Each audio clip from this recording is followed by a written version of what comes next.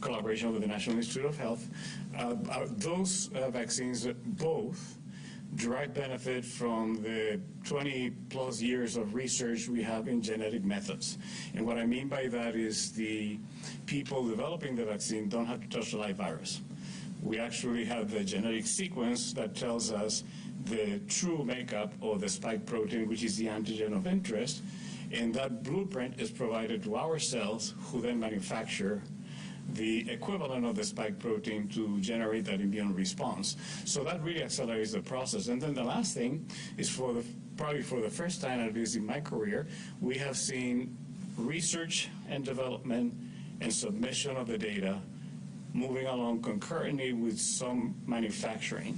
And the companies did that on anticipation that if they did receive the emergency use authorization, they will already have some vaccine to release. And that is exactly what happened. So I do want to reassure all that if you look at all the information available, and we have looked at that very carefully, and as you know, the state of Washington, with other Western states, has an additional review process that already took place. So we have like 3 different checkpoints for this vaccine. No steps have been missed. There's no shortcuts. This went through the very same rigorous process. It just went faster because we've derived a lot of benefit from the technologies that we're using that we have been working on for the last 20 years or so. In addition to that, the data has been made available, widely available. Anybody can see it. I've seen it. I've read it. I studied it, as have probably all of my colleagues. And that gives us a fair amount of confidence that we know exactly what we have in front of us.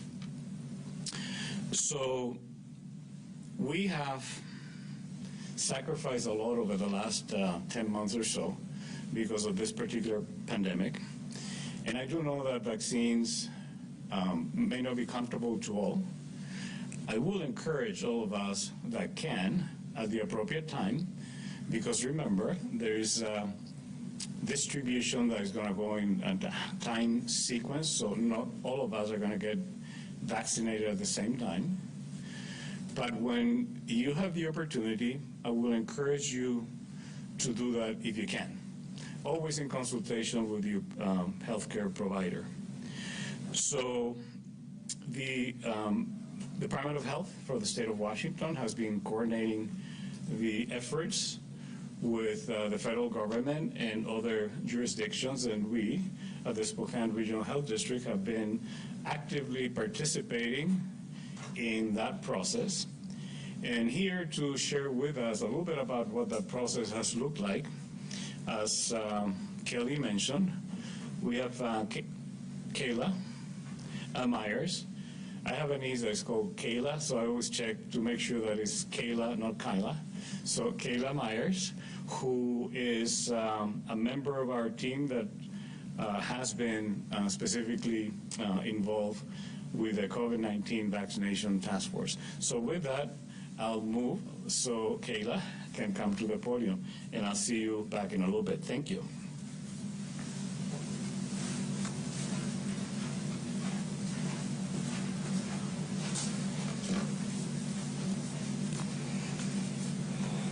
All right, good morning, everyone. Thank you so much for allowing me to talk today.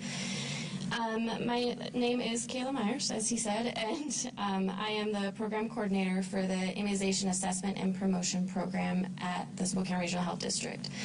I wanted to provide an update on the COVID-19 vaccine and hopefully answer some of the questions that the media and public have. Next slide. So 17 sites across 13 counties in Washington state have received their initial vaccine allocations. Out of the 62,400 doses allocated to the state, Spokane County was allocated 3,900 doses. As the weeks go on, there are specific allocation amounts that are expected from Pfizer vaccine, and in January, if everything goes as planned, clinics will be able to order on a weekly basis. So next slide. So I wanted to give a brief overview of one of the models that Department of Health is using to determine who is in each phase. This is a complicated process and needs to be done very thoughtfully. So Phase 1A currently has 500,000 high-risk healthcare workers and first responders in the state of Washington who are eligible to receive this vaccine.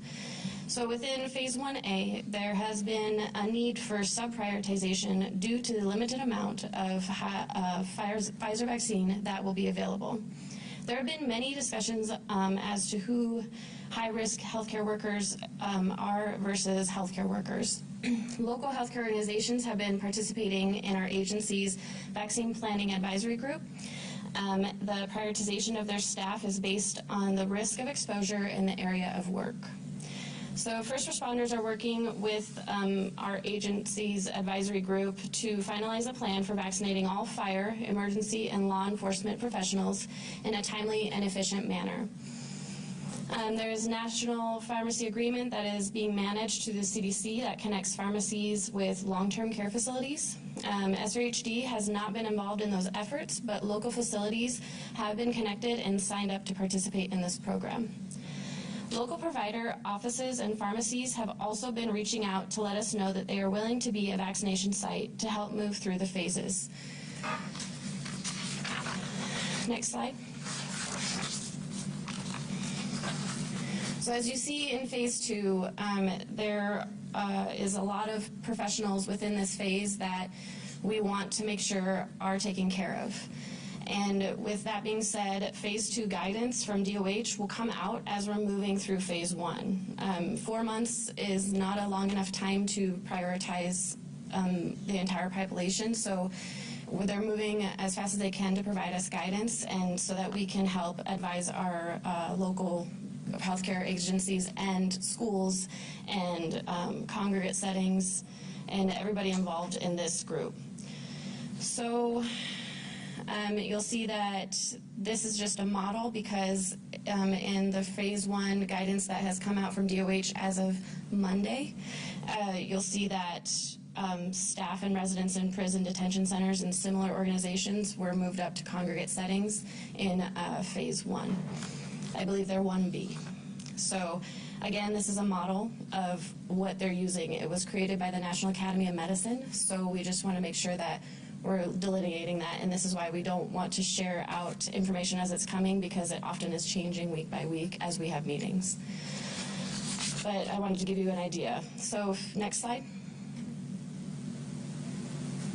So the next slide includes young adults and children and workers in industries and occupations that are important to the functioning of society and at increased risk exposure who were not included in Phase 1 and 2.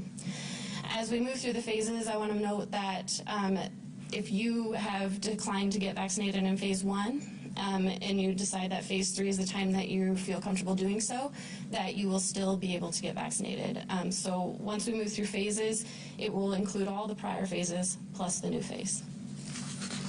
And next slide. So then, obviously, Phase 4 will be everybody in the United States who didn't have access to the vaccine in the previous phases. So if everything goes as planned, projections are showing that we could possibly be here by next fall, but again, there's just so many variables that can happen from now to then. Next slide. So as Dr. Velasquez mentioned, Moderna Vaccine is, they have applied for emergency use authorization. They are meeting about it tomorrow, and I will echo that we are really hopeful that this one will pass. It does not require ultra-cold vaccination storage, and it's a more feasible option for our local providers and clinics to be able to manage, handle, and administer. So both of them are 2-dose series. The Pfizer vaccine is 21 days apart, and the Moderna vaccine will be 28 days apart. If you do not make it within that 21-day or 28-day time frame, it is okay to go a little bit later. It's just ideal that that's what they've studied, and they know that that's when you get the best immune response. So, but you do not have to start the series over. Both vaccines, they need to be one vaccine. So the two doses that you receive need to be from the same vaccine manufacturer. So they're not interchangeable, is what we usually say in the vaccine world.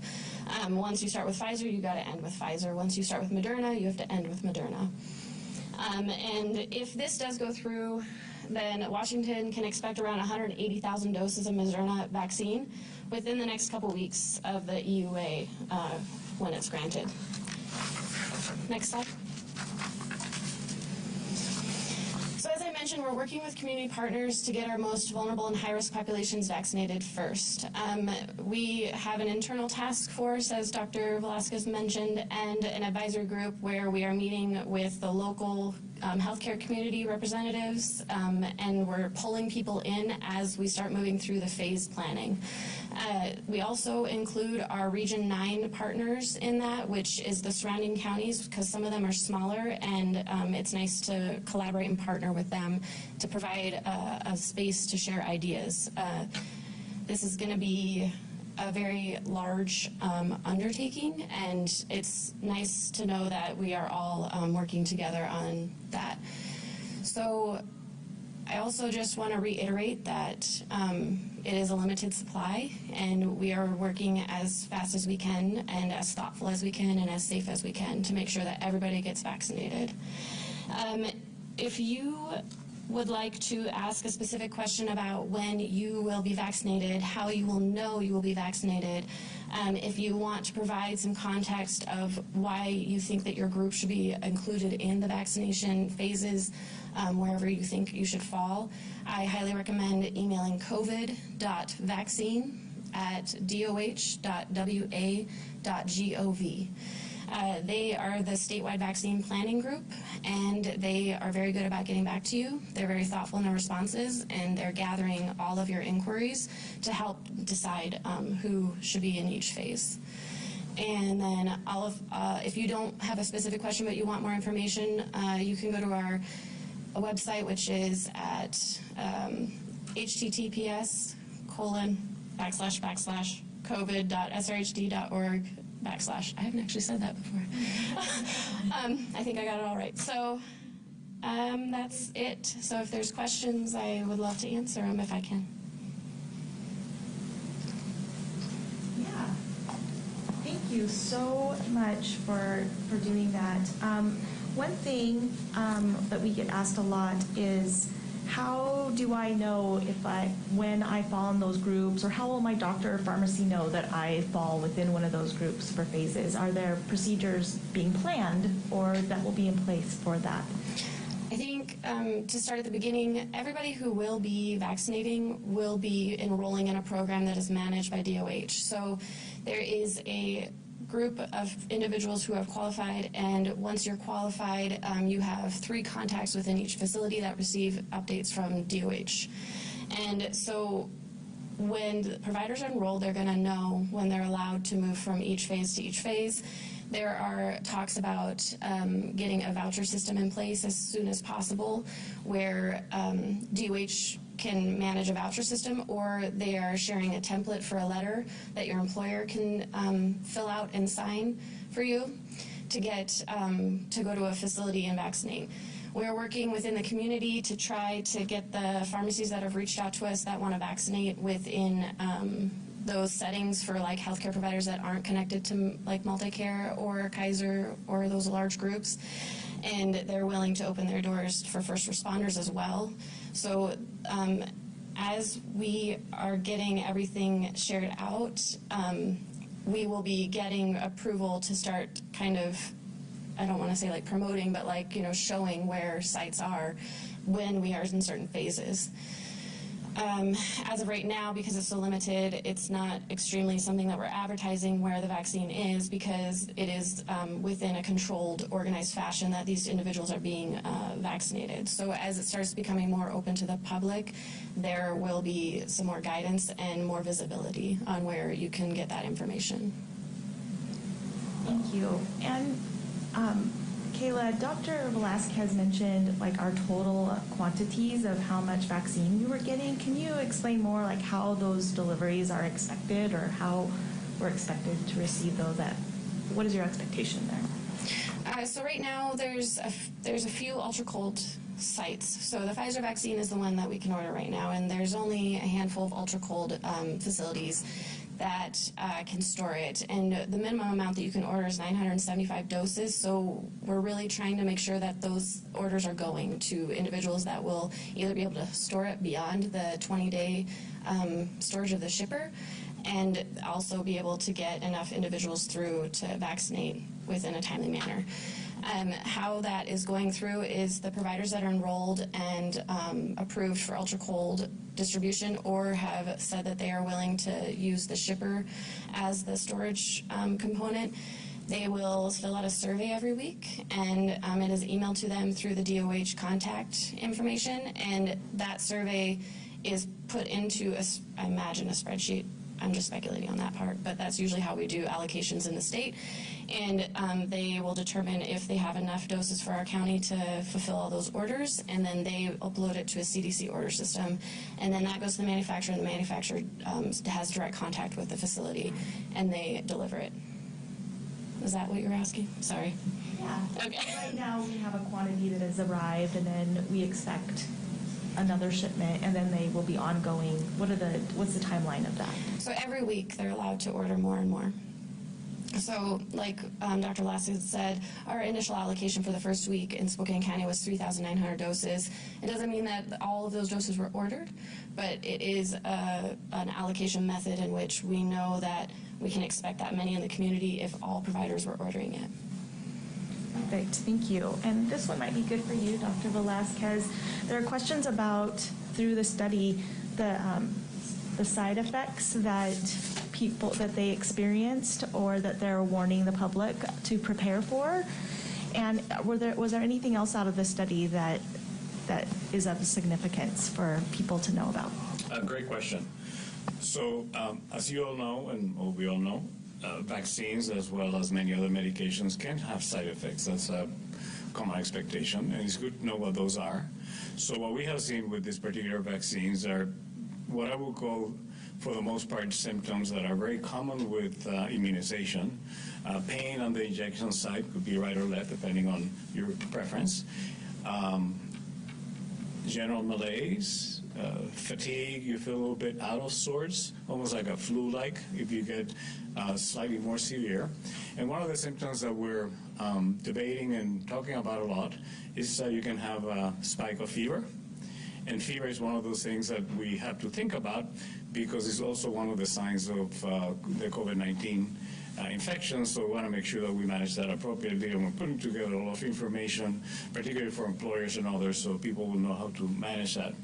Now, there have been at least 2 and perhaps a couple more cases of a severe reaction that looks like a very strong allergic type reaction.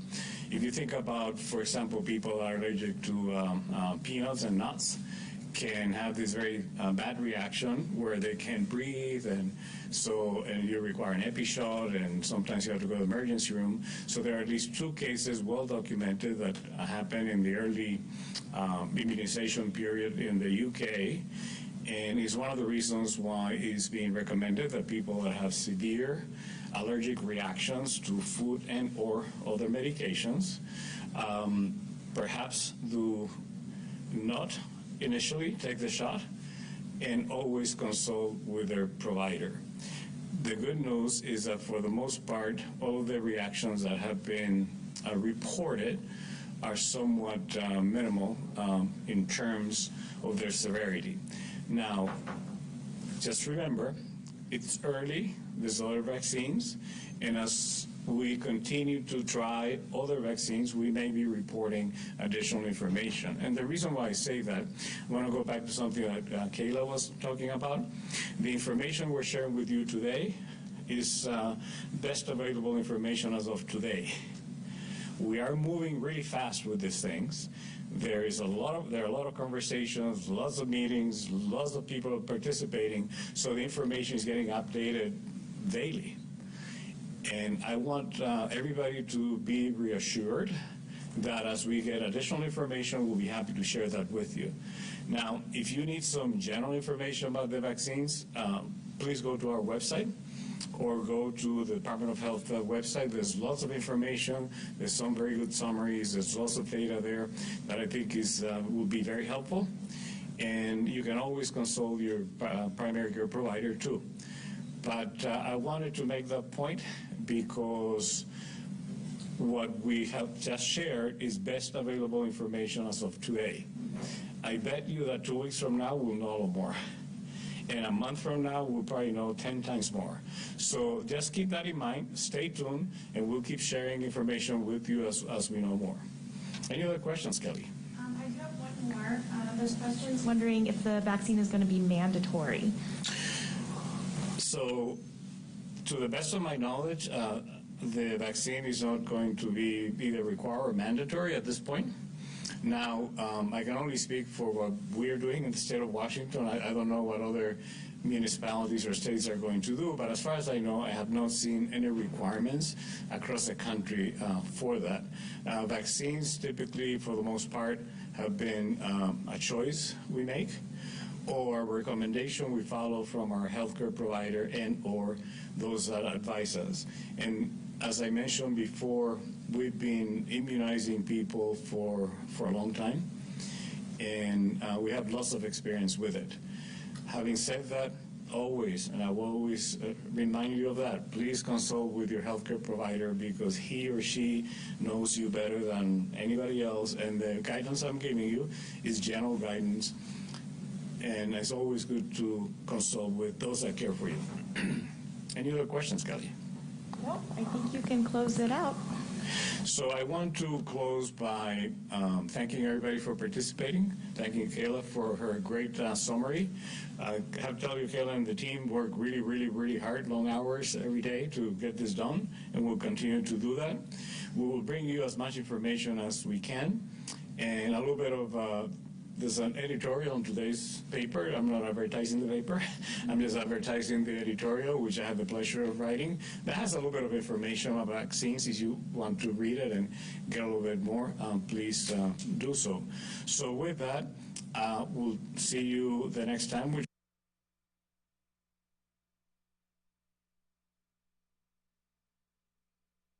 will be next week. Thank you very much. Have a safe day and enjoy.